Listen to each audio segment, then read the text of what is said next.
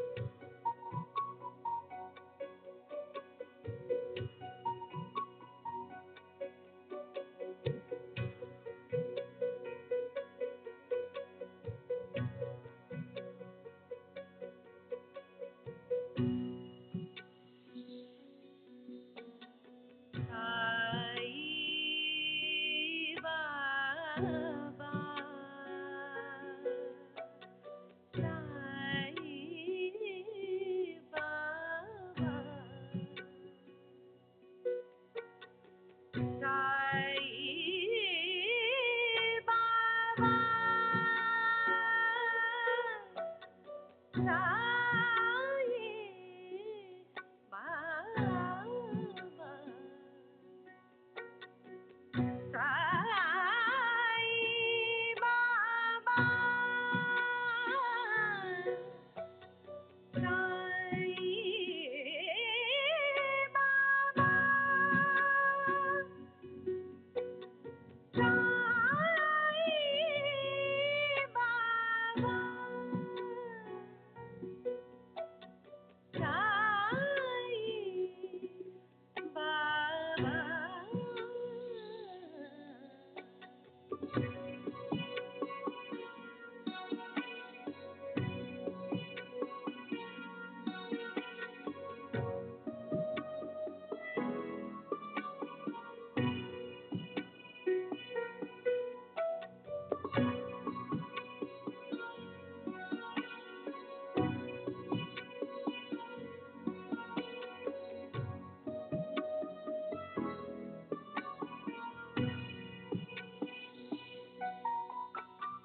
సాయి బాబా సాయి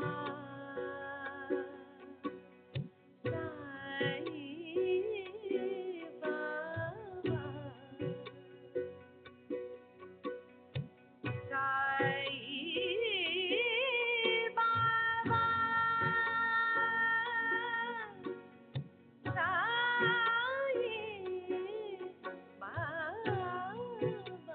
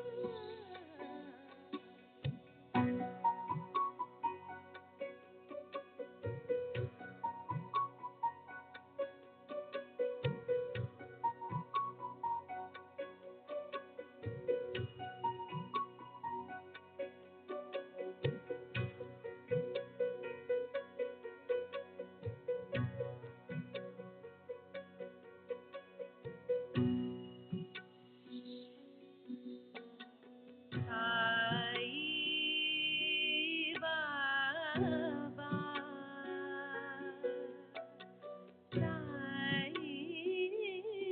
బాబా సాయి బాబా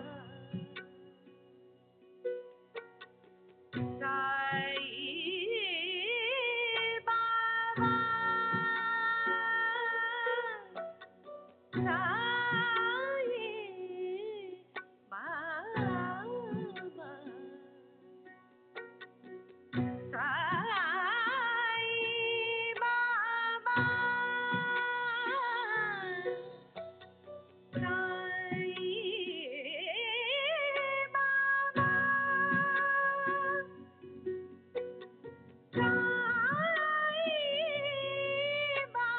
బాబా సాయి బాబా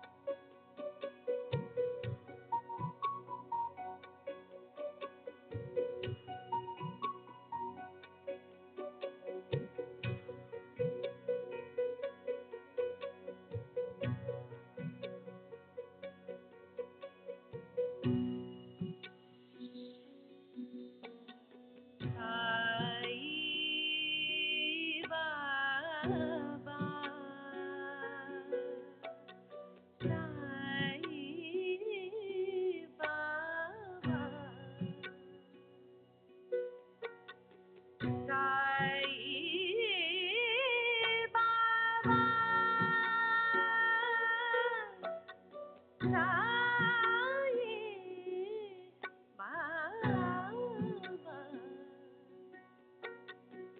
సాయి బాబా సాయి బాబా సాయి బాబా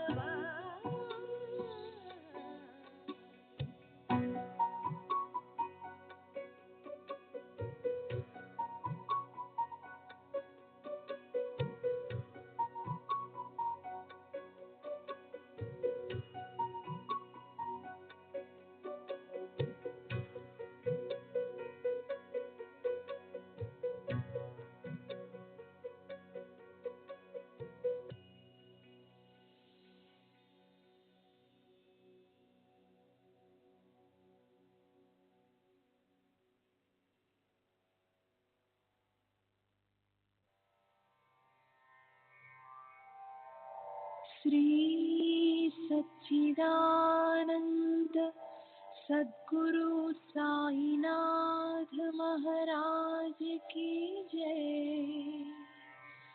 सद्गुरु श्री साईनाथुनि शरद बाबू जी की जय।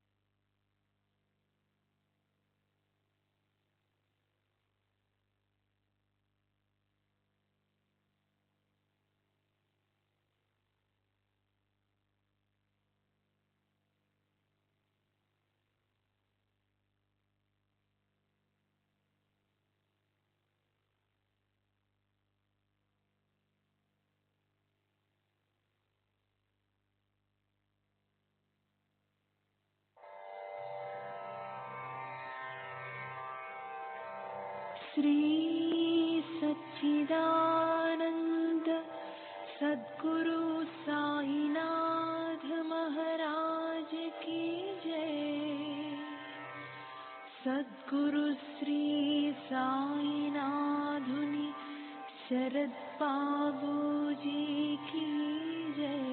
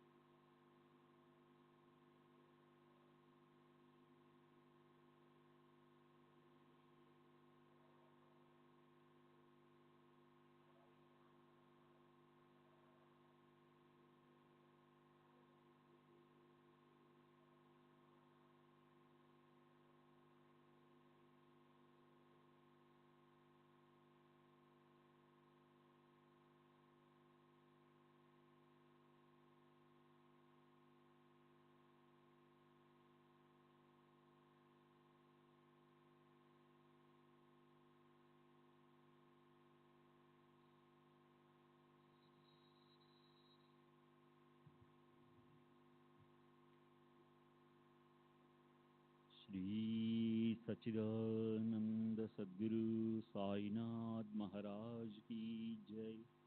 सद्गुरु श्री साईनाथ धुन्य शरद बाबू जी की जय। श्री साई भक्त अनुभव संहिता ఎస్బి దోమాళ్ నిన్నటి తరువాయి. అలాగే బాబా చేసిన మరొక అద్భుత చర్య గురించి తప్పక చెప్పాలి.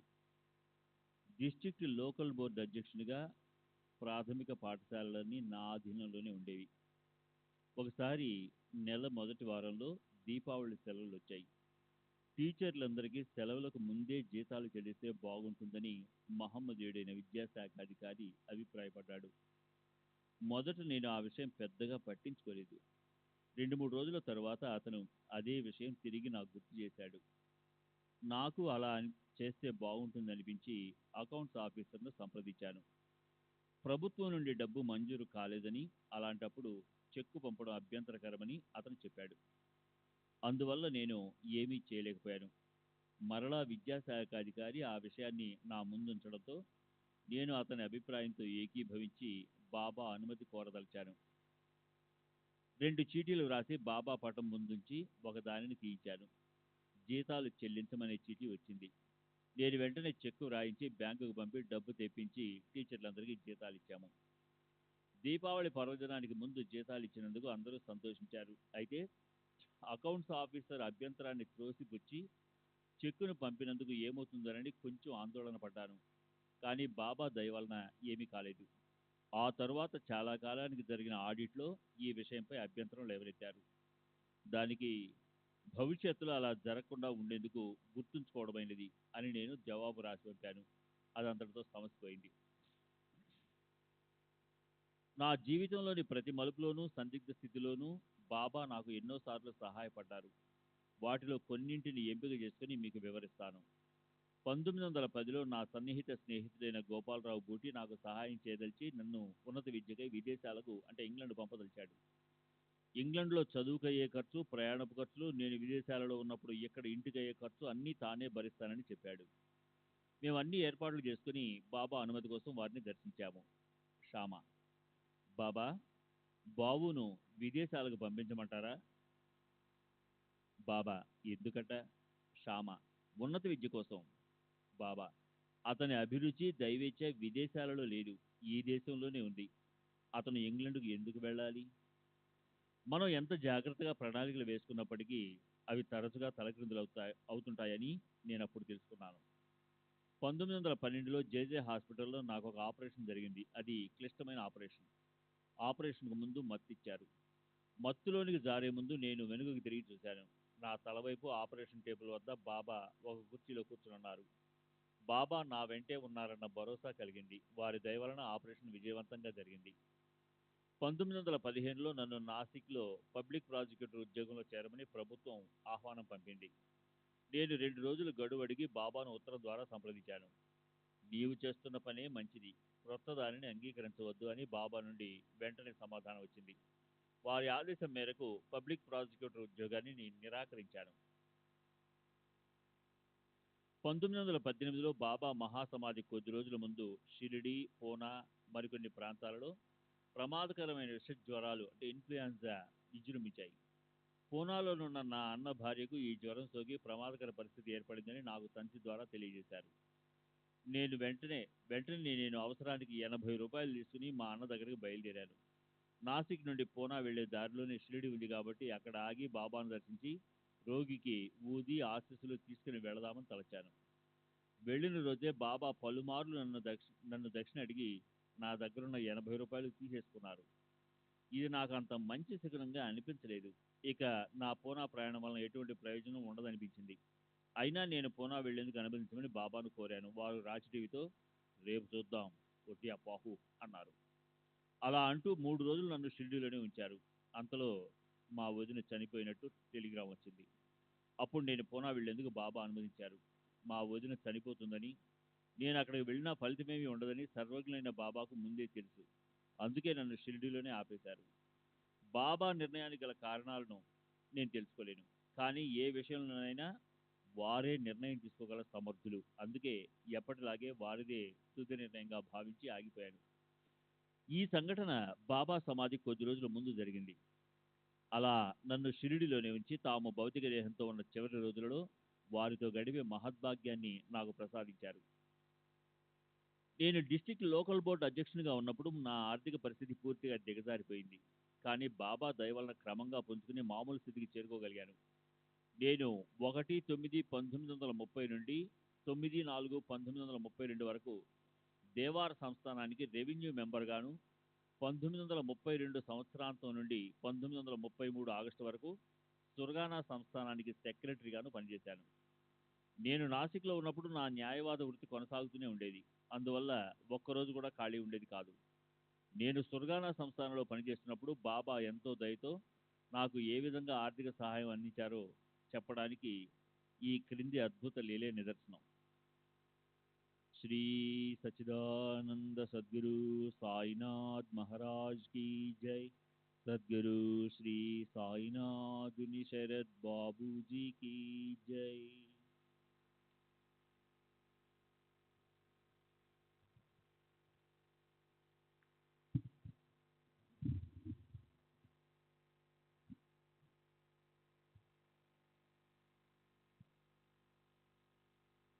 ఒకరోజు నేను భోజనం చేస్తున్నప్పుడు ఆ సంస్థాన్ ప్రధాని నా గదిలోకి ప్రవేశించాడు. నేను భోజనం చేస్తున్నందున ఆయన్ను సగౌరవంగా ఆహ్వానించి ఉచితాసనంపై కూర్చోపెట్టలేకపోతున్నందునకు క్షమించమని కోరాను. కానీ ఆయన నేరుగా ప్రక్కనే ఉన్న గదిలోనికి వెళ్ళి అక్కడ గోడకు తగిలించి ఉన్న బాబా ఫోటోని కొద్దిసేపు తదేకంగా చూసి తిరిగి నా గదికి వచ్చి మీ జీతం 50 రూపాయలు పెంచుతున్నానని చెప్పి వెళ్ళిపోయాడు. నా జీతాన్ని పెంచమని నేను అసలు అడగలేదు. ఉద్యోగంలో చేరిన 15 రోజులకే నా ప్రయత్నమేమీ లేకుండా నా జీతం పెరగటం బాబా అనుగ్రహమే. బాబా మనపై చూపుతున్న ప్రేమ తల్లి తన బిడ్డపై చూపేటువంటిదని అర్థమైంది.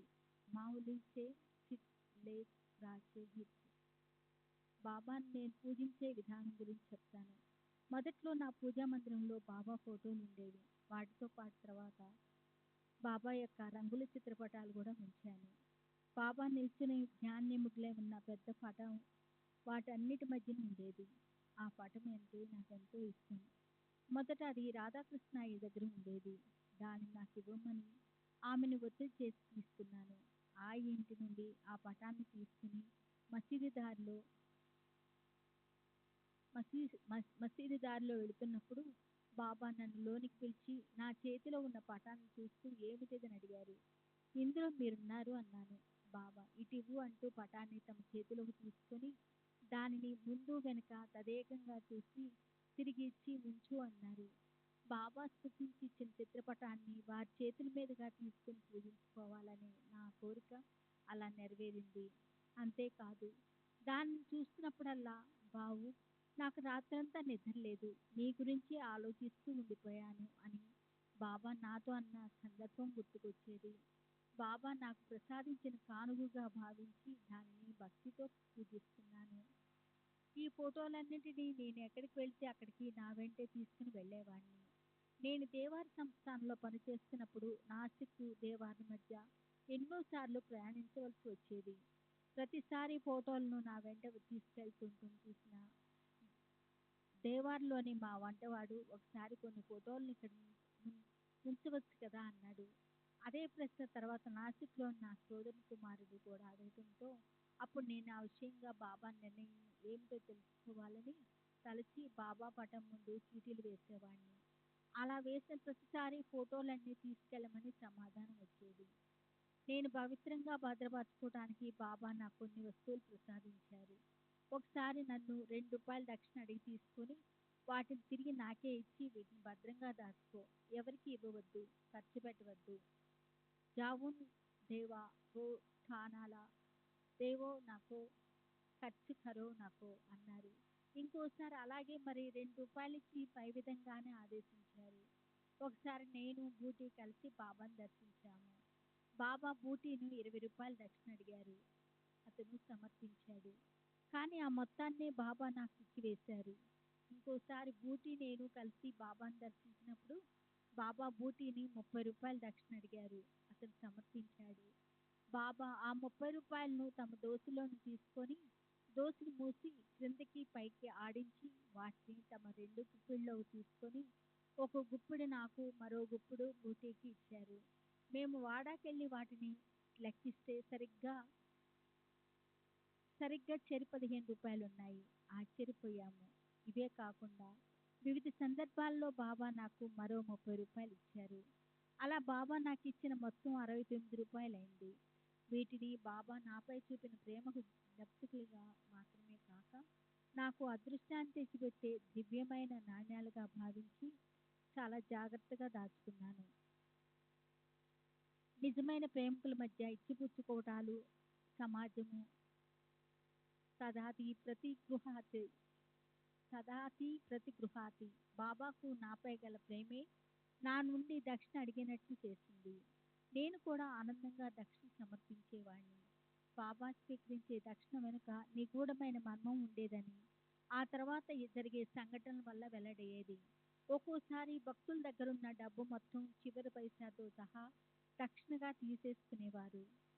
యస్యాన్గ్రహ మిచ్చామి తస్య సర్వ హరామ్యహం. అలా నాకు తరచుగా జరిగేది.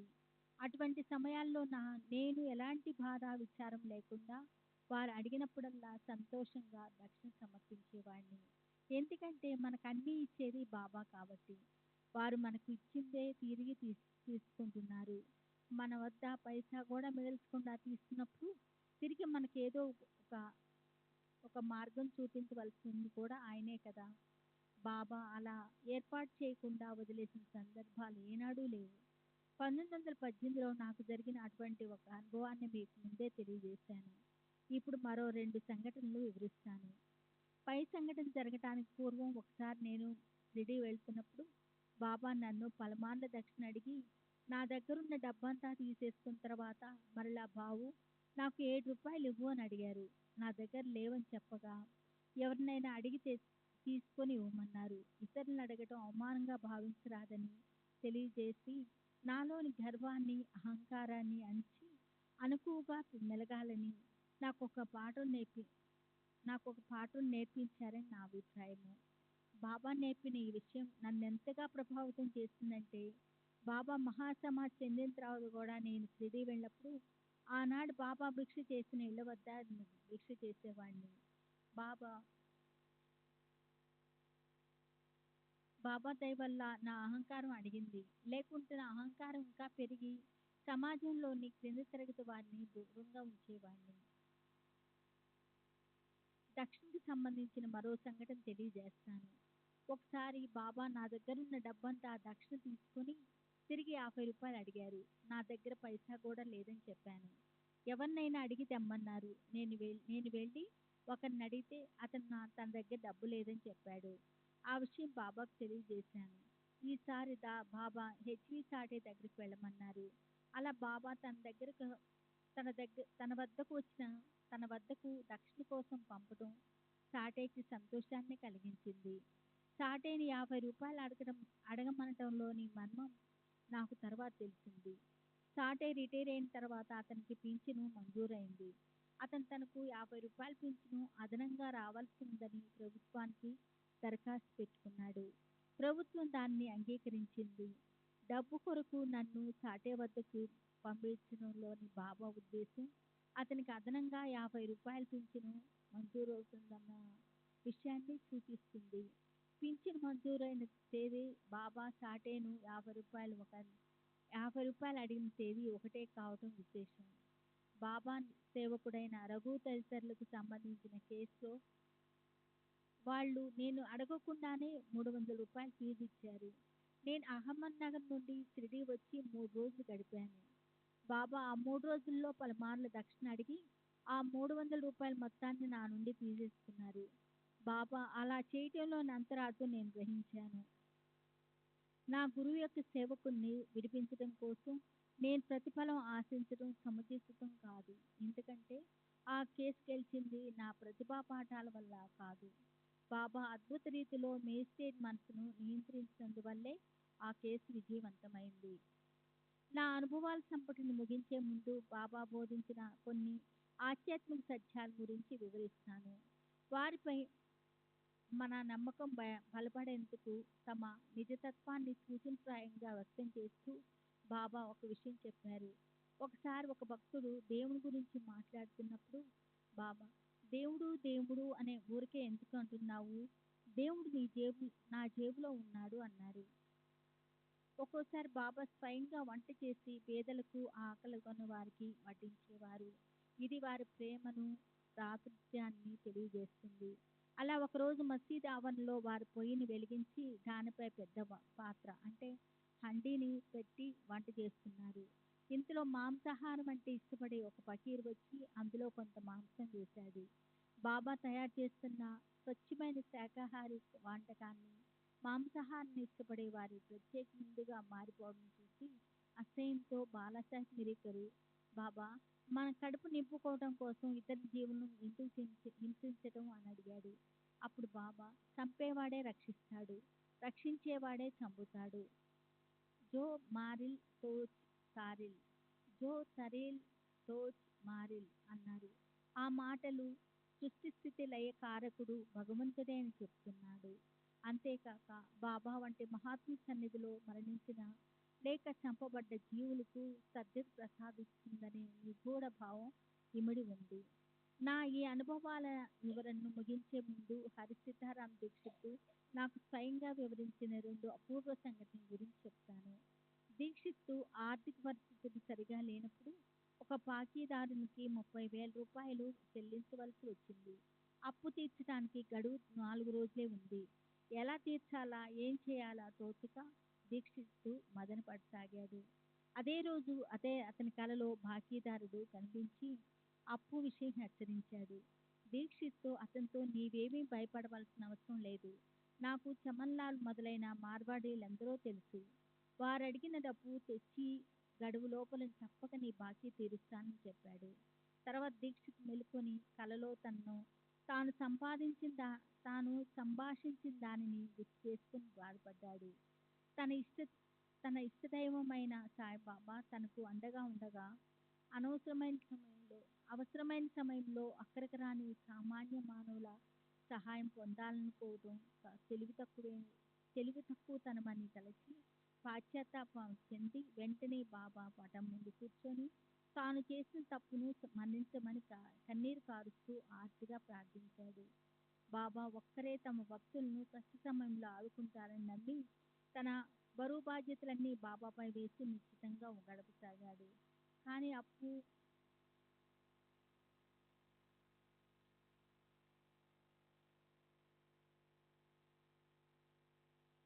తీర్చవలసిన గడువు తేదీ దగ్గర పడినా కూడా డబ్బు అందే అవకాశమే కనపడలేదు. సరిగ్గా ముందు రోజు దీక్షిత్ ఆఫీసులో ఉండగా అతని సన్నిహిత స్నేహితుని కుమారుడు అతని దగ్గరకు వచ్చాడు.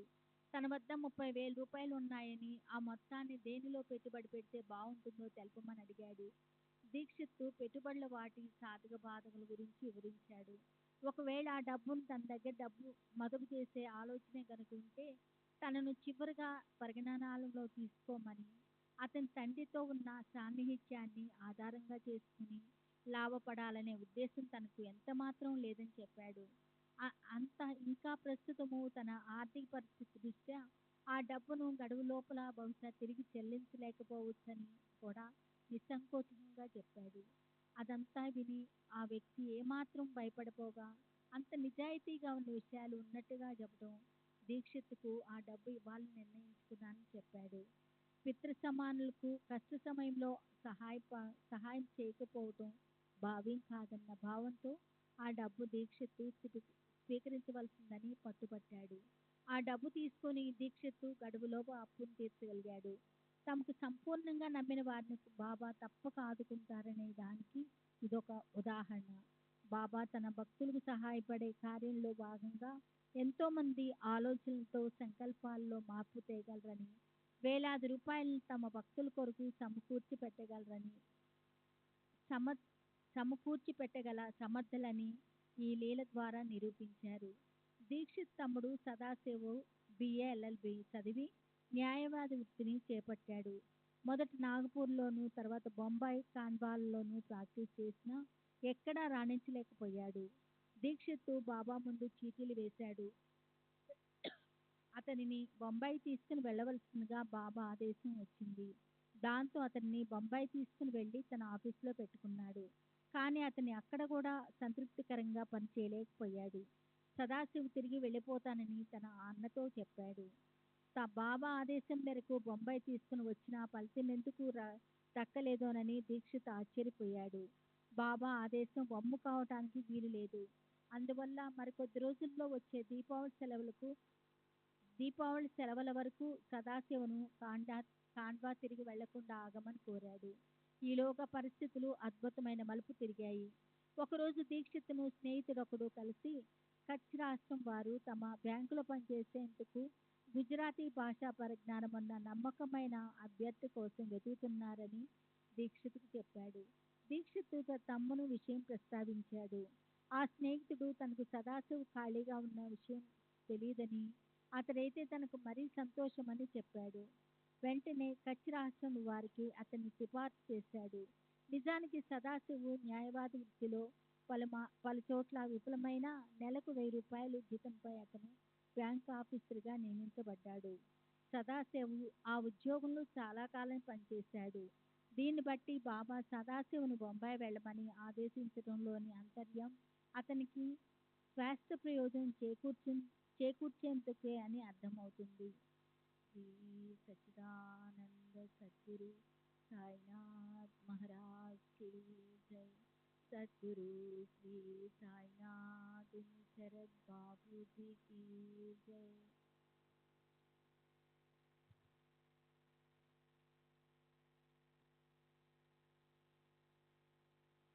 శ్రీ సచ్చిదానంద సద్గురు సాయినాథ్ మహారాజ్ की जय. సద్గురు శ్రీ సాయినాథుని శరద్ బాబూజీ की जय. సెప్టెంబర్ 13వ తేదీ 1936. థానా శాంతారాం బలవంత్ నాన్సే, దహనూకర్, హెడ్ గుమస్తా, తాలూకా షేరీ స్టాండర్, మ్యాజిస్ట్రేట్ కోర్టు కుర్లా, కాయస్థ ప్రభు. 1923లో సాయిలీలా మాసపత్రికలో నా అనుభవాలు కొన్ని ప్రచురింపబడ్డాయి. ఈ పత్రికను అన్ని తరగతుల ప్రజలు చదువుతారనే అభిప్రాయం ఉంది. కాబట్టి సామాన్య ప్రజలు విశ్వసించని, అర్థం చేసుకోలేని, వారి అవగాహనకు అందని విషయాలను చెప్పకుండా సంగ్రహంగా నా అనుభవాలను తెలియజేస్తాను. చాలా కాలం అయినప్పటికీ నా అనుభవాలన్నిటినీ గుర్తుకు తెచ్చుకునేందుకు ప్రయత్నించి చెప్పగలిగినన్ని పూర్తి వివరాలతో మీకు తెలియజేస్తాను.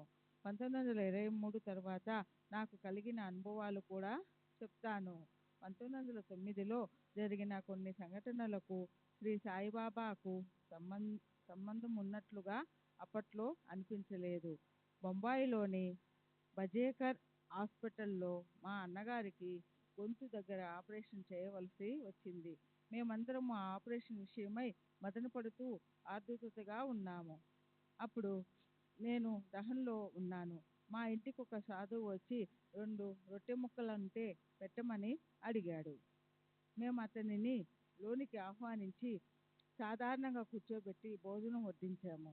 మా వదిన గారు ఆ సాధువుకు అన్ని పదార్థాలు వడ్డించింది. కానీ సాధువులకు వడ్డించే తగనది కాదని తలచి బెండకాయ కూర వడ్డించలేదు. అయితే ఆ సాధువు ప్రత్యేకంగా ఆ కూరనే అడిగి పెట్టించుకొని తిన్నాడు. భోజనం చేసిన తర్వాత ఆయన మమ్మల్ని అందరినీ ఆశీర్వదించి హాస్పిటల్లో ఆపరేషన్ విజయవంతంగా జరిగిందని చెప్పాడు. అదే రోజు నా స్నేహితుడు హరిబాబు మోరేశ్వర్ బస్నే సాయిబాబా కృప వలన అంతా చక్కగా జరుగుతుందని అన్నాడు. నేను సాయిబాబా పేరు వినడం అదే మొదటిసారి. అప్పుడు నాకు బాబా గురించి ఏమీ తెలియదు. కానీ బస్నేకు తెలుసునని స్పష్టమయ్యింది. మా నాన్నగారు సాయంత్రం బొంబాయి నుండి వచ్చి ఆపరేషన్ పూర్తయిందని, ప్రమాదం ఏమీ లేదని తెలిపారు. ఆపరేషన్ తర్వాత ఒక సాధువు వచ్చి ఆపరేషన్ జరిగిన శరీర భాగంపై తమ హస్తాన్నుంచి అంతా మంచే జరుగుతుందని ఆశీర్వదించి వెళ్ళిపోయాడని కూడా చెప్పారు. మా అన్నగారి ఆపరేషన్ విజయవంతమై వారు త్వరలోనే కోలుకొని ఆరోగ్యవంతులయ్యారు. అదే సంవత్సరం మా నాన్నగారు దాసగం చేసిన సంకీర్తనకు హాజరయ్యారు.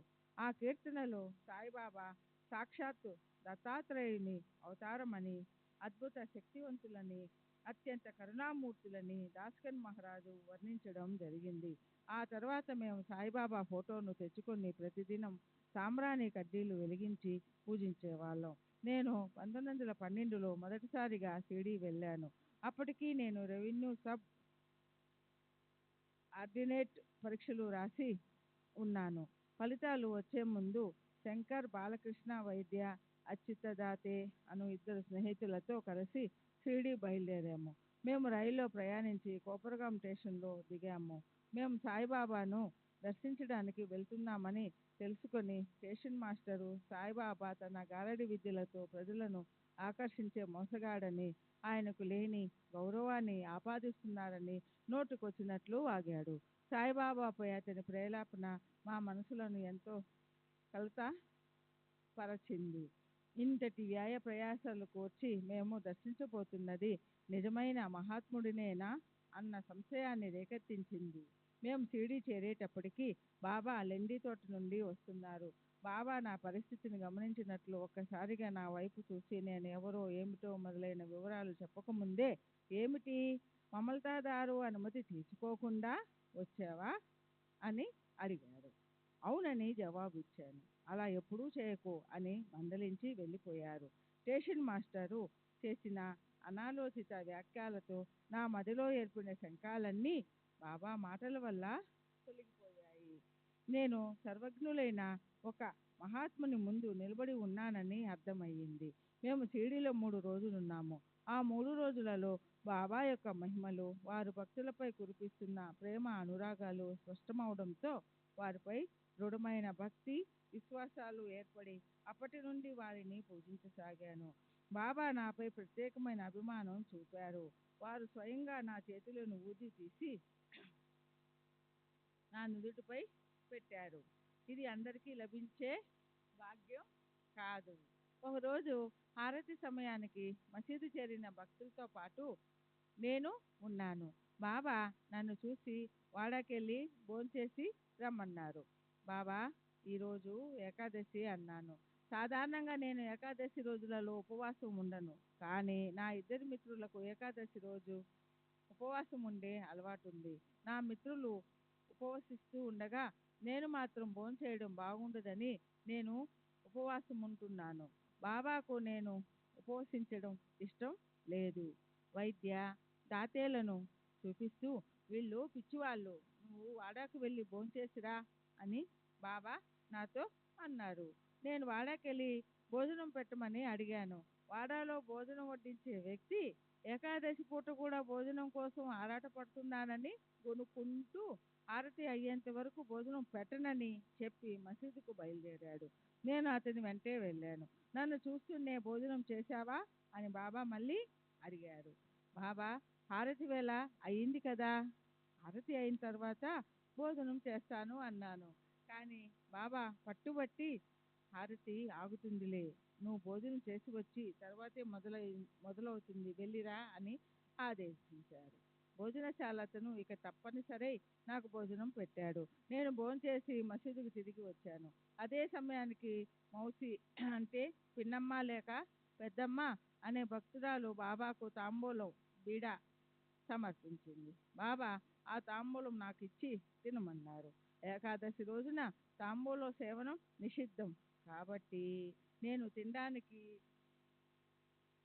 సంశయించాను. కానీ బాబా తిను అని మళ్ళీ అన్నారు. నేను తాంబూలం వేసుకొని నమలసాగాను. ఆ తర్వాత హారతి మొదలైంది. హారతి అయిన తర్వాత బాబా నా వద్ద 4 రూపాయలు, వైద్య వద్ద 16 రూపాయలు దక్షిణ తీసుకున్నారు. దాతే బాబాకు దక్షిణ సమర్పించాలనుకోలేదు కనుక బాబా అతనిని దక్షిణ అడగలేదు. అప్పుడు ఒక మార్వాడి బాలిక బాబాను సమీపించి నారింజ పండు కావాలని అడిగింది. దాతే తన అల్పాహారం పరల్ కొరకు కొన్ని నారింజ పండ్లు వాడాలో దాచుకొని మిగతా వాటిని బాబాకు సమర్పించాడు. సర్వజ్ఞులైన బాబాకు తెలియని విషయం అంటూ ఏదీ ఉండదు కదా. దాతేను వాడాకెళ్ళి నారింజ పండ్లు తీసుకురమ్మన్నారు. కానీ దాతే వాటిని పలహారం కోసం దాచుకున్నానని చెప్పి బాబా అడిగినప్పటికీ వాటిని ఇచ్చేందుకు నిరాకరించాడు. బాబా కూడా అతన్ని మరీ ఒత్తిడి చేయలేదు. మేము షిరిడీలో ఉన్నప్పుడు నా పట్ల, నా కుటుంబం పట్ల బాబా ఎంతో అభిమానం చూపారు. ఓసారి హెచ్ఎస్ దీక్షిత్, జోగ్ దాబోల్కర్ మొదలైన భక్తులు బాబా సమక్షంలో ఉండగా బాబా నన్ను చూపించి వాళ్ళతో, నేను ఒకసారి ఇతనింటికి భోజనానికి వెళ్ళాను, అప్పుడు ఇతడు నాకు బెండకాయ కూర వడ్డించలేదు అన్నారు. ఆ మాటలు వినగానే 1909లో మా అన్నగారికి ఆపరేషన్ జరిగినప్పుడు మా ఇంటికి వచ్చిన సాధువు రూపం నా మనసులో మెదిలింది. అంటే మాకు తెలియకుండానే 1909 నుండే బాబా ఇతర సాధువుల రూపంలో మా కుటుంబాన్ని కాపాడుతూ వస్తున్నారని నాకు అర్థమయ్యింది. దహన్లో సాధువు మా ఇంటికి వచ్చినప్పుడు మా వదిన ఆయనకు బెండకాయ కూర వడ్డించని సంగతిని అక్కడున్న దీక్షిత్తు, జోగు, దాబోల్కర్లకు తరువాత తెలియజేశాను. చిత్రమైన విషయం ఏమిటంటే ఆ రోజు మా ఇంటికి వచ్చిన సాధువుకు బాబాకు ఎలాంటి పోలికలు లేవు. అతను నల్లని రంగు, పొడవైన గడ్డంతోనున్న హిందువు సాధువు. అతను సాయిబాబా వలె కాక మీ వలె, అంటే బివి నరసింహస్వామి వలె ఉన్నాడు. అంతేకాక ఆపరేషన్ జరిగిన 2-3 రోజుల తర్వాత దహన్లో అతనిని చూసి దగ్గరగా పరిశీలించాను కూడా. కొన్ని రోజుల తర్వాత అతను దహన్ నుండి వెళ్ళిపోయినట్లున్నాడు. నాకు మళ్ళీ కనపడలేదు. కానీ బాబా 1912లో పలికిన మాటలను బట్టి బాహ్యంగా రూపురేఖలలో తేడాలున్నప్పటికీ వారే ఆ రూపంలో మా ఇంటికి వచ్చారని నిర్ధారణ అయ్యింది. నేను వ్రాసిన డిపార్ట్మెంటల్ పరీక్షలో ఎటువంటి ఫలితం వస్తుందని బాబాను అడిగాను. అల్లా మాలిక్ అంటూ బాబా తమ వర్ధహస్తాన్ని నా తలపై ఉంచారు. నేను ఆ పరీక్షలో ఉత్తీర్ణయ్యాను. ఆ తొలి షిరిడీ యాత్రలో నా మనసులో బాబా పట్ల ముద్రించుకుపోయిన సద్భావనలు చెరిగిపోతాయేమో అనిపించే సంఘటన చివరి రోజు జరిగింది. ఆ రోజు ఉదయం మసీదులో బాబా కోపావేశాలతో ఊగిపోతున్నారు. వారి కనులు ఎర్రబారి ఉన్నాయి. వారి కోపానికి కారణం ఎవరికీ అంతు పట్టలేదు. 15 నిమిషాల పాటు అందరినీ భయభ్రాంతులను చేశారు. బాబాను సమీపించడానికి ఎవరూ సాహసించలేదు. స్టేషన్ మాస్టర్ చెప్పినట్టుగా వారు పిచ్చివారేమో అన్న అనుమానం కలిగింది. కానీ కాసేపటికి వారు శాంతించి మామూలు స్థితికి వచ్చారు. మేము వారి దగ్గరికి వెళ్ళి సెలవు కోరాము. బాబా ఊది ఇచ్చి వెళ్ళేందుకు అనుమతి ఇచ్చారు.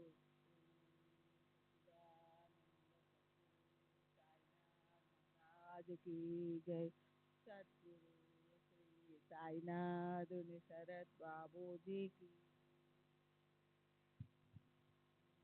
सच्चिदानंद सद्गुरु साईनाथ महाराज की जय सद्गुरु श्री साईनाथ शरद बाबू जी की जय. షిరిడీలో బాబా ప్రస్తావించిన విషయం అనగా నేను అనుమతి లేకుండా ఉద్యోగానికి గైరు హాజరైన సంగతి మమతదారైన నా పై అధికారి బివి దేవు గారు గమనించారు. కానీ దైవానుగ్రహం వలన నాకు శిక్ష పడలేదు. ఇంకొకసారి ఆ విధంగా చేస్తే మాత్రం శిక్షింపబడతానని హెచ్చరించి వదిలివేశారు. నేను అడుగకనే 1912లో బాబా మరో అనుభవాన్ని ఇచ్చారు. నేను ఠానా జిల్లాలోని దహనులో పనిచేస్తూ ఉండేవాడిని. గ్రామ ప్రాంతాల నుండి నగరానికి బదిలీ కావడం అంత సులభమేమీ కాదు. 1912లో నేను షిరిడీ వెళ్ళినప్పుడు బాబా ఉద్యోగానికి బొంబాయిరా అన్నారు. వారి ఆశీర్వాద ప్రభావం వల్ల నేను 1918లో బాంద్రాకు అనగా బొంబాయి పరిసర ప్రాంతం బదిలీ అయ్యాను. ఆ తరువాత నేను తరచుగా షిరిడీ వెళ్ళి బాబాను దర్శించేవాడిని. 1913లో ఒకసారి షిరిడీ బయలుదేరుతున్నప్పుడు నా స్నేహితుడు హరిబాబు ఎం పాన్సే నన్ను కలిశాడు. అప్పుడు అతనికి ఆఫీసు డబ్బు దుర్వినియోగపరిచాడు అనే నేరంపై జైలు శిక్ష విధించి ఉన్నారు. అతను జామీనుపై బయటికి వచ్చాడు. ఆ కేసు తాలూకు అప్పీలు ఆ రోజు లేక మర్నాడో విచారణకొస్తుంది. పాన్సే తన తరఫున బాబా సహాయాన్ని అర్థించమని నన్ను కోరాడు.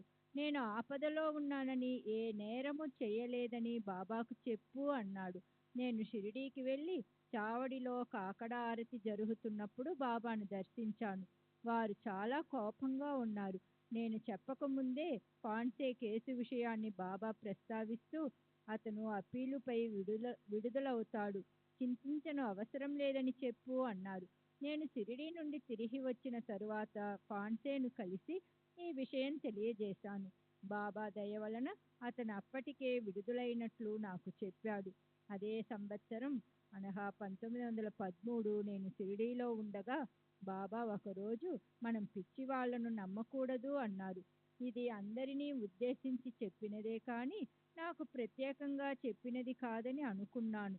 కానీ అది సాధారణ హితవాక్యం కాదని, నాకు ప్రత్యేకంగా చేసిన హెచ్చరిక అని 1914లో జరిగిన ఒక సంఘటన ద్వారా తెలిసింది. నేనప్పుడు దహనులో కోశాధికారిగా పనిచేస్తూ ఉండేవాడిని. రామకృష్ణ బల్వంత్ పాన్సే అనే వ్యక్తి అక్కడ ఉండేవాడు. అతనికి మతి స్థిమితం లేదు. ఎవరికీ ఏ హాని తలపెట్టనందున అతనిని ఎవ్వరూ పట్టించుకునేవారు కారు. ఒకరోజు నా దినచర్యలో భాగంగా బాబా ఫోటోను, ఇతర దేవతామూర్తులను పూజిస్తున్నాను. మా పూజాగదికి సమీపంలో ఉన్న వంటింటి గుమ్మంలో ఆ పిచ్చివాడు నిలబడి ఉన్నాడు. అకస్మాత్తుగా అతను నా మీద పడి 2 చేతులతో నా మెడ పట్టుకుని, నీ రక్తం త్రాగుతాను అంటూ నా గొంతు కొరికేందుకు ప్రయత్నించాడు. నాకప్పుడు ఏం చేయాలో తోచక నా చేతికి అందిన ఉద్దరిని తీసుకుని అతని నోట్లో గుచ్చాను. దాంతో పాటుగా నా చేతి వేలు అతని నోట్లోకి వెళ్ళిపోయింది. అతను నా వేలును గట్టిగా కొరకసాగాడు. నేను మరో చేత్తో నా మెడను విడిపించుకునేందుకు ప్రయత్నించసాగాను. అతని గోళ్లు నా మెడలోనికి గుచ్చుకుపోయాయి. అంతలో మా అమ్మ పరుగున వచ్చి అతని పట్టు నుండి విడిపించడానికి సహాయపడింది.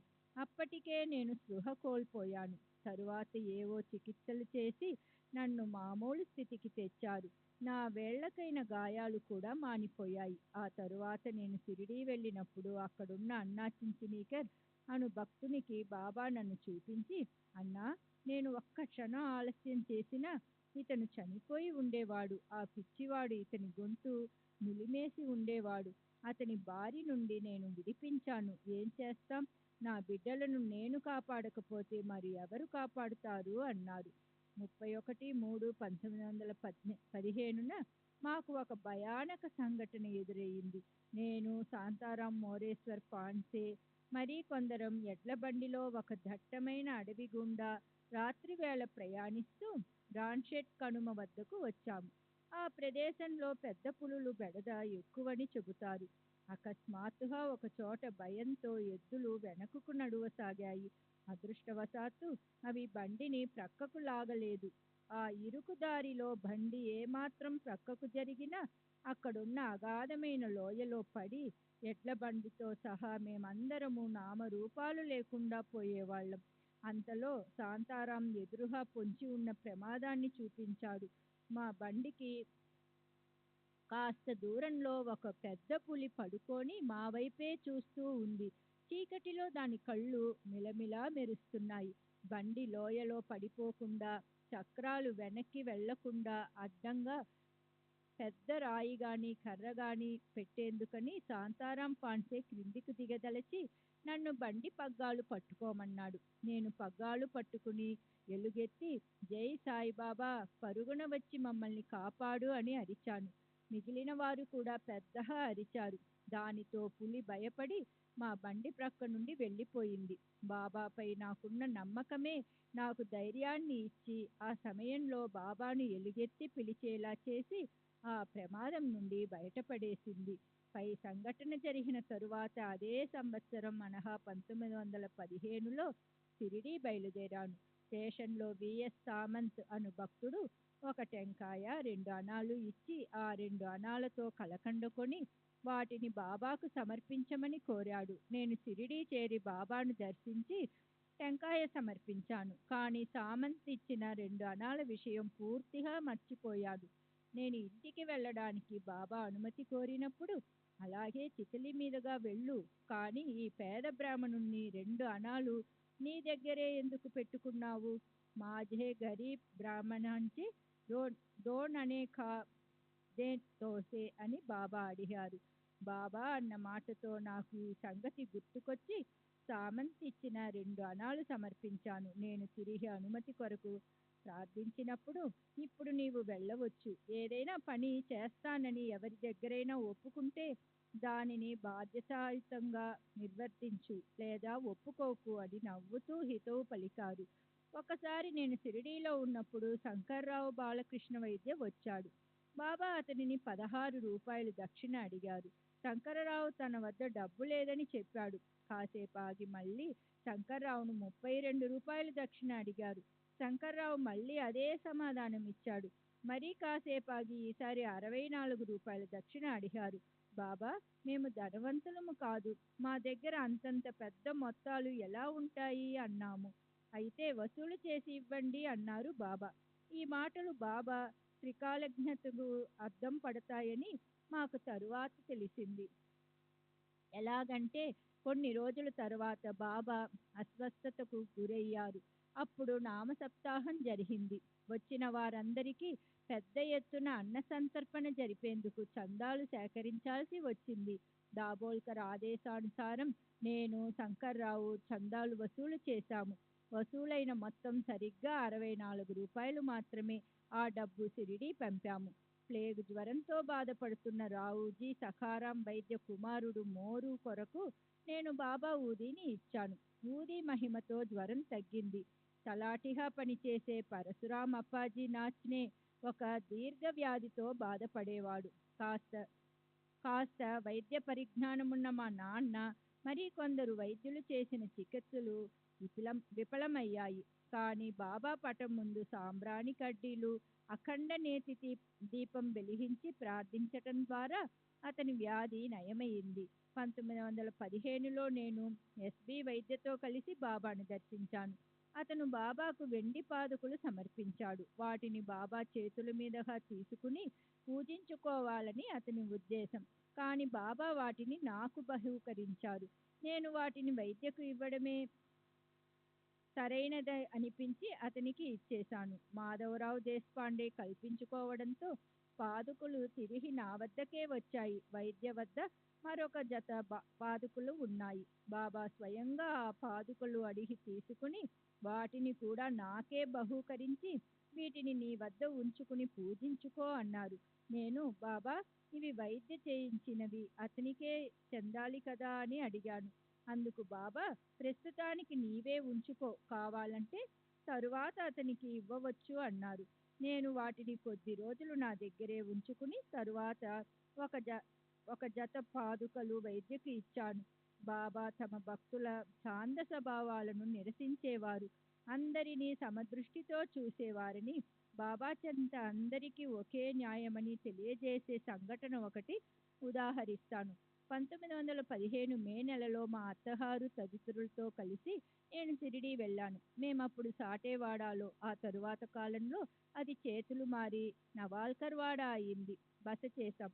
మేమున్న వాడాలోనే దాదా కేల్కర్ అను పూర్వాచార పరాయణుడైన బ్రాహ్మణుడు ఉండేవాడు.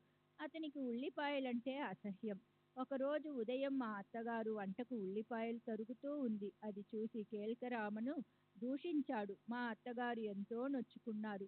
అలా జరిగిన కొన్ని గంటల తరువాత కేల్కర్ మనమరాలు తీవ్రమైన కంటి నొప్పితో బాధపడసాగింది.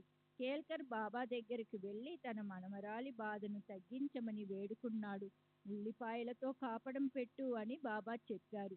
కేల్కర్, ఉల్లిపాయలను ఎక్కడి నుండి తెచ్చేది బాబా అని అడిగాడు. బాబా దగ్గర ఎప్పుడూ ఉల్లిపాయలు ఉండేవి. అందువల్ల బాబానే తనకు ఉల్లిపాయలు ఇస్తారనే ఉద్దేశంతోనే కేల్కర్ పై విధంగా అడిగి ఉండవచ్చు. కానీ బాబా అంతర్యం మరో విధంగా ఉంది. మా అత్తగారిని చూపిస్తూ, ఈ తల్లిని అడుగు, ఇస్తుంది అన్నారు. తన మనసులో అణచిపెట్టుకున్న బాధను సరైన రీతిలో పోగొట్టుకునే అవకాశాన్ని, అనగా చెడుకు మంచి చేయడం ద్వారా బాబా మా అత్తగారికి కల్పించారు. తాను ఆ ఉదయమే వంటకు ఉల్లిపాయలు తరుగుతుంటే బాబా దాదా తనను దూషించాడని, తనకి ఇవ్వాలని లేకపోయినా బాబా ఇవ్వమంటే ఇస్తానని చెప్పింది. బాబా ఆదేశించడంతో మా అత్తగారు కేల్కర్కు ఉల్లిపాయల్ని ఇచ్చింది. మాకు సంతానం లేదు. పుట్టిన బిడ్డలు పురిటిలోనే చనిపోతున్నారు. అందువల్ల మాకు సంతానం ప్రసాదించమని మా అత్తగారు బాబాను ప్రార్థించింది. మా అత్తగారి అభ్యర్థనపై మాధవరావు దేశపాండే అనగా క్షేమ నా భార్యను బాబా వద్దకు తీసుకువెళ్ళి ఒక టెంకాయను ఆమె చీర చెరుగులో వేయమని బాబాను అభ్యర్థించాడు. శ్రీ సచిదానంద సద్గురు సాయినాథ్ మహారాజ్ కీ జై. सद्गुरु श्री साईनाथ शरद बाबू जी की जय.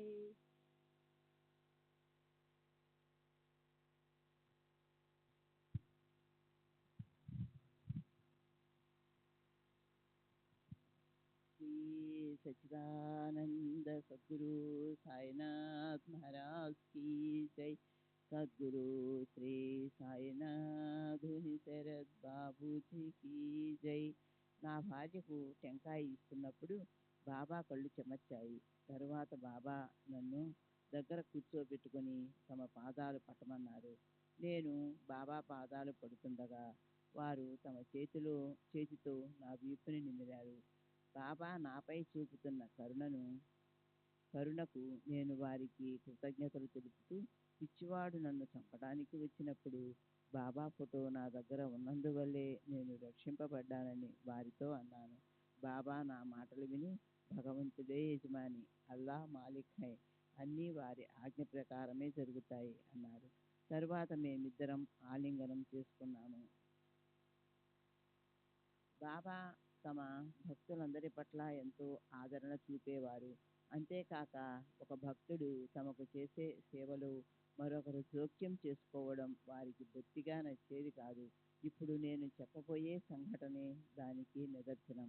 ఒకరోజు బాబా తమకు కడుపు నొప్పిగా ఉందని చెప్పారు. ఇంతలో మావసీబాయి ఒక ఇటుకను ఎర్రగా కాల్చి బాబా పొత్తి కడుపుపై కప్నీ మీద పెట్టింది. 10 నిమిషాలు దానిని అలాగే ఉంచి తీసివేసింది.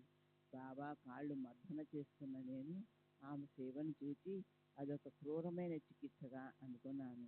తరువాత ఆమె ఇటుకను తీసి తన శక్తినంతా ఉపయోగించి బాబా కడుపును నొక్కసాగింది. అది చూచి నేను ఓర్చుకోలేక, కాస్త నెమ్మదిగా ఒత్తు, బాబాకు బాధ కలుగుతుంది అన్నాను. బాబా వెంటనే పో అవతలకి అని నాతో గట్టిగా అన్నారు. నేను అక్కడ నుండి వెళ్ళిపోయాను. ఆ రాత్రి 8 గంటలకు నేను మసీదుకు వెళ్ళి నాకు ఉపదేశం ఇవ్వమని బాబాను ప్రార్థిస్తూ, ఏం జపం చేసుకోమంటారు అని అడిగాను. వారు వెంటనే కోపర్గాం నుండి 20 మైళ్ళ దూరంలో ఉన్న గ్రామం దేవపూర్ వెళ్ళి అక్కడ మీ పూర్వీకులు పూజించిన శిలలను పూజించుకో అన్నారు. దహనుకు వెళ్ళిన తరువాత బాబా మాటల్లోని అర్థం మా నాన్నగారిని అడిగాను. దేవపూర్లోని విగ్రహాలను మా పూర్వీకులు పూజించిన విధానాన్ని మా నాన్నగారు ఇలా చెప్పారు. 5 తరాల మునుపు మా పూర్వీకుడైన బాబా ప్రయాగ్కు 60 సంవత్సరాల వయసు వరకు సంతానం లేదు. బాబా భగవత్ అను మహాత్ముని అనుగ్రహంతో కొంతమందికి సంతానం కలిగిందని అతనికి తెలిసింది. బాబా భగవత్ ఏకనాథ్ మహారాజు గారి శిష్యుడు. వారు చాలా అరుదుగా త్రయంబకంలోని నివృత్తినాథ్ ఆలయానికి వస్తూ ఉండేవారు. అలా వచ్చినప్పుడు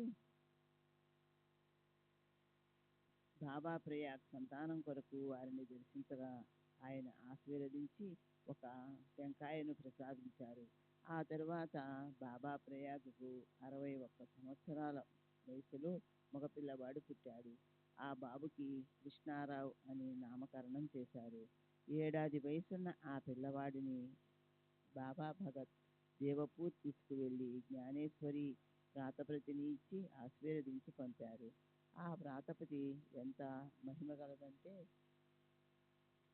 దానికి బయటకు తీసినప్పుడల్లా శుభ సంకేతాలు కనిపిస్తాయి. ఆ వ్రాతపతిని మా ముందుంచారు.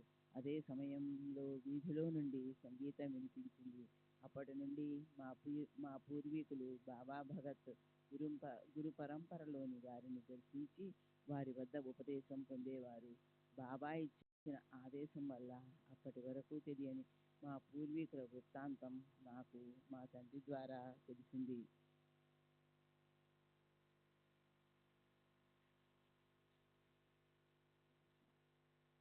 1916లో బాబా అనుగ్రహంతో నేను జలగండం నుండి రక్షించబడ్డాను. అప్పుడు దహ్నలో ప్లేగు వ్యాపించి ఉంది. నేను ఆఫీసుకు వెళ్ళినందుకు ఒక చిన్న సముద్ర పాయను దాటి వెళ్ళవలసి వచ్చేది. ఆ రోజు ఆఫీస్ నుండి ఆలస్యంగా బయలుదేరాను. అప్పుడు పాయను దాటడానికి పడవ ఏదీ లేదు. ఒక పిల్లవాడి సాయంతో దోణిలో సముద్రపు పాయను దాటుతున్నాను. నేను ఒకవైపుకు కొద్దిగా వాలినందున దోణి తలక్రిందులైంది. మేము నీటిలో పడిపోయాము. నన్ను కాపాడమని ఆర్తిగా బాబాను ప్రార్థించాను. దోణి నడిపే పిల్లవాడు గజ ఈతగాడు, చాలా చురుకైనవాడు. నేను నీటిలో మునిగిపోతున్న సమయంలో దూరంగా నిలిచి ఉన్న ఓడ నుండి నీటిపై తేలుతున్న త్రాడును నా వైపుకు విసిరి పట్టుకోమన్నాడు. ఆ పిల్లవాడి అరుపులు విని ఓడలోని వాళ్ళు ఒక పడవను పంపి మమ్మల్ని రక్షించారు. శ్రీ సచ్చిదానంద సద్గురు సాయినాథ్ మహారాజ్ కీ జై. సద్గురు శ్రీ సాయినాథ్ బాబూజీ కీ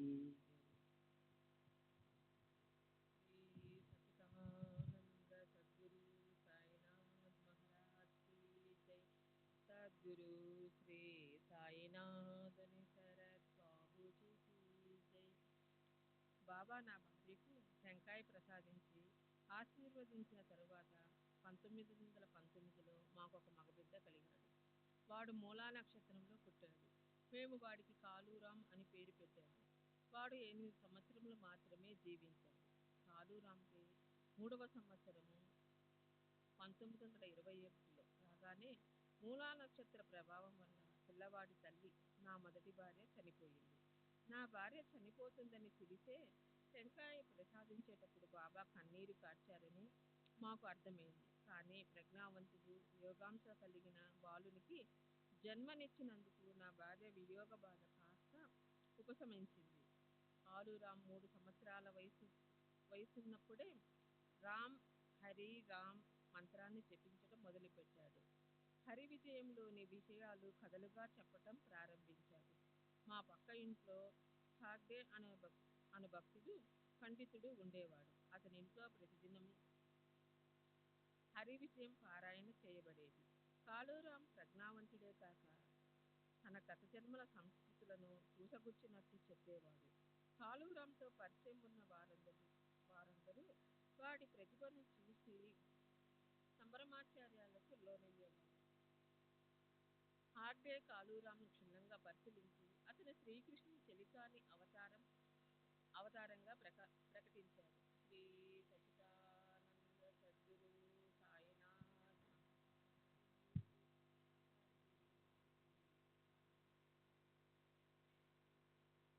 శ్రీ సచిదానంద సద్గురు సాయినాథ్ మహారాజ్ కీ జై. సద్గురు శ్రీ సాయినాథ్ శరత్ బాబూజీ కీ జై. అవతారాన్ని ప్రకటించాడు. అతని భావనకు తగినట్లు కాలూరాం తను శ్రీకృష్ణునితో కలిసి ఆడిన ఆటలు, చేసిన వెన్న దొంగతనాలు కళ్ళకు కట్టినట్లు వర్ణించేవాడు. కృష్ణుడు నన్నెప్పుడూ ఏడిపించేవాడు. ఎందుకు నేనొకసారి అతని తొడను గిల్లాను అని చెప్పేవాడు. ఒకసారి కృష్ణుడు నా వీపుపై ఎక్కి పుట్టిపై నున్న పెరుగు కుండను నాపై దోర్లించాడు. ఇంతలో ఆ ఇంటికి ఓపిక వచ్చింది. ఇలా కృష్ణలీలలు వర్ణిస్తూ ఉండేవాడు. వీడి మాటలు విన్న తర్వాత హెగ్డే చెప్పిన మాటలు నిజమని అనిపించేవి. హెగ్డే ఇంటిలో ఆ రోజు జరిగే పారాయణలో వచ్చే విషయాలన్నీ ముందే వివరించేవాడు. ఒకరోజు వాడు తలకు ముసుగు వేసుకొని ఒక మూల కూర్చొని ఉండడం గమనించాను. కాలు ధ్యానమగునైనట్టు నిశ్చలంగా కూర్చొని ఉన్నాడు. వాడి కళ్ళను నాకు కనిపించనివ్వకుండా తలపై వేసుకున్న ముసుగు కనిపించే వేసేది. నేను వెళ్ళి ముసుగు తొలగించాను. వాడి కనుపాపలు పైకి తిరిగి ఉన్నాయి. ముసుగెందుకేసుకున్నావని అడిగాను.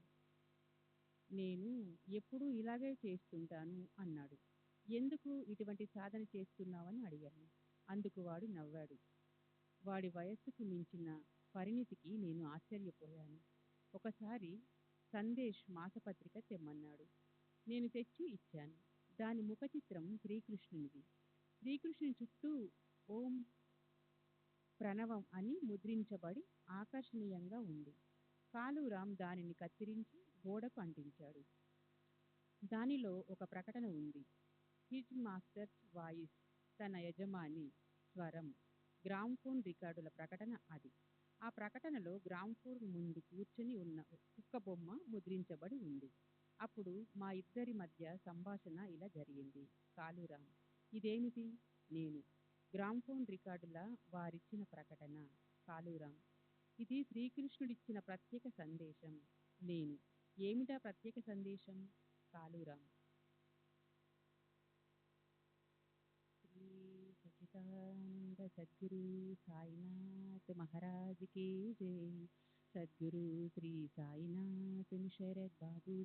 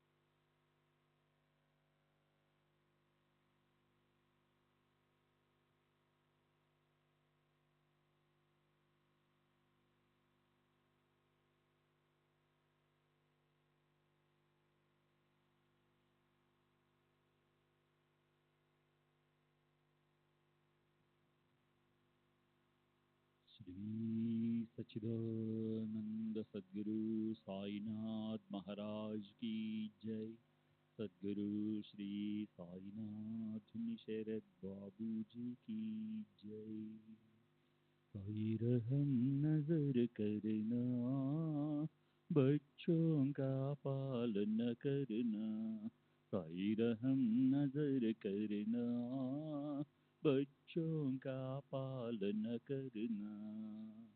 जाना तुमने जगत पसार, सब ही झूठ जमाना. जाना तुमने जगत पसार, सब ही झूठ जमाना, साई रहम नजर करना, बच्चों का पालन करना, साई रहम नजर करना, बच्चों का पालन करना। मैं अंधा हूँ बंदा आपका, मुझसे पथ दिखलाना। मैं अंधा हूँ बंदा आपका, मुझसे पथ दिखलाना। साई रहम नजर करना, बच्चों का पालन करना। साई रहम नजर करना, बच्चों का पालन करना। दास गणों कहे अब क्या बोलूं, थक गई मेरी रसना। दास गणों कहे अब क्या बोलूं, थक गई मेरी रसना।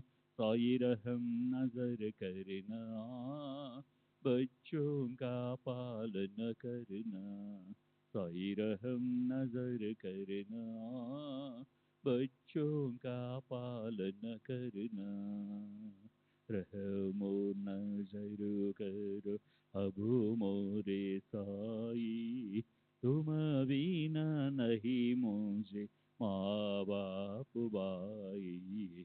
रहमो नजर करो मैं आंधा हूँ बंदा तुम्हारा, मैं आंधा हूँ बंदा तुम्हारा।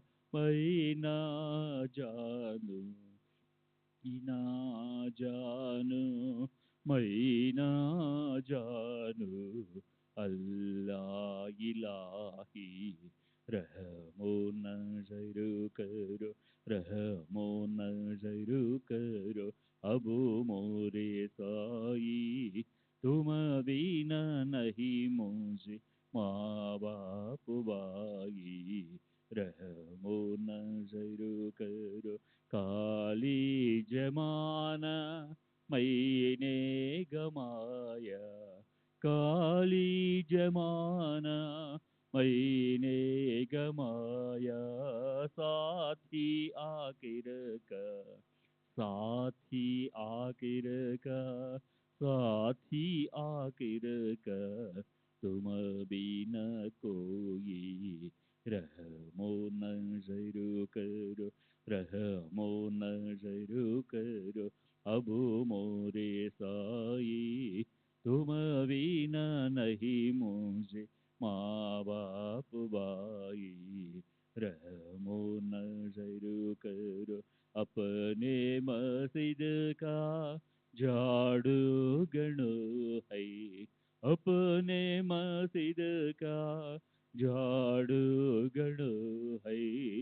मालिक हमारे, मालिक हमारे, मालिक हमारे, तुम बाबा साई। रहमो नजर करो, रहमो नजर करो अब मोरे साई, तुम बिना नहीं मुझे माँ बाप भाई। रहमो नजर करो।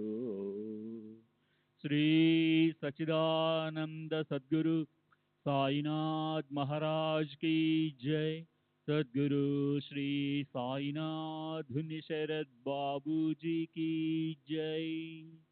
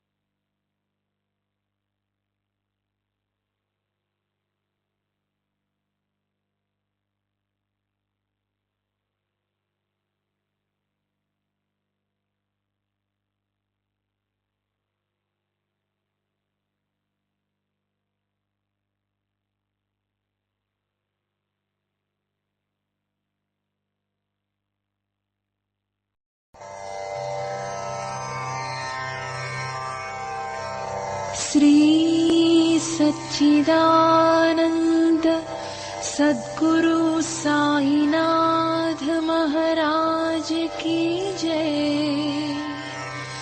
सद्गुरु श्री साईनाथुनि शरद बाबूजी की जय।